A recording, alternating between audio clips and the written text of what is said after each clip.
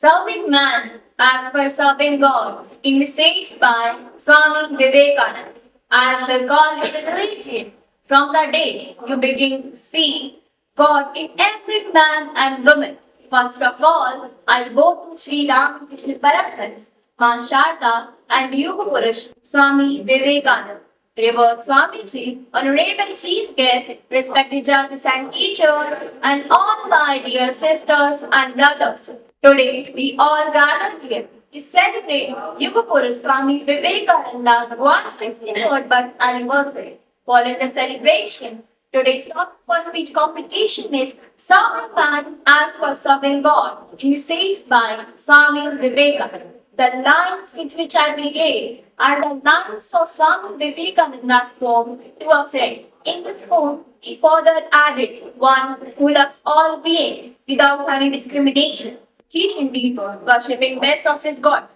He frequently said, forget not the lower classes, the ignorant, the poor, the sweeper, the cornered, are thy flesh and blood, are thy brothers. According to Mohit Chakrabarti, the author of Swami Vivekananda's poetic vision, Swami Vivekananda's concept of service was by his birth and then influenced by his master. Swami Vivekananda's concept of living God has been given a new dimension of humanism and spirit of humanism and preaches mere testimony to his untiring zeal for familiarizing humankind of all spirit in every nook and corner of the world. Some Western scholars claim that Swamiji has imported the concept of service from Christianity, but it is totally wrong. If go through his behavior since childhood, he had mercy for beggars and for wounded people, and he tried his best to serve them. Then he met his master, Sri Ramakrishna Paramahansa, whose one of his principles was Shiv Gyanse Jiva Seva, that is to serve all beings as Shiva or God. No doubt that the service of needy is mentioned in Christianity and Islam also.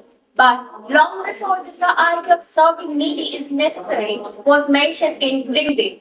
In Bhagavad Puran, it is clearly mentioned that ignoring the plight of fellow human being renders worship to God. Futile worship is effective not by elaborateness of ingredient and offerings, but by devotional service to God, mankind done as a part of worship. If Bhagavad Gita teaches us that service is a form of bhakti and a devotional service to God, done as a part of worship. We know that Swamiji has learned Veda Purans very deep. Thus, it is sure that the concept of service was by his birth and then influenced by his master and our holy Veda Puran. Swami Vivekananda told, after so much austerity, I have learned the real truth, and that is, God is inside every jiva. There is no other God besides God. Who serves jiva, he serves God indeed. Doing good to others is virtue, dharma. Injuring others is sin, papa. Independence is virtue, dependence is sin. Strength and manliness are virtue, weakness and cowardice are sin. And the scriptures only show the meaning of attaining virtue. If in this hell of a world one can bring a little joy and peace, even for a single day in the heart of a single person, even that much is enough, and that is the real truth. Now, I believe that I have succeeded in convincing you by these quotes that serving man as per serving God is sage by Swami Vivekananda. Swami Vivekananda beautifully narrates these 9 paths of devotion to reach God. Shravanam, Bhagasevanam, Vishnu Smaranam, Kirtanam, Archanam, Vandanam, Dasyam, Sakhyam, and Atmanivedanam.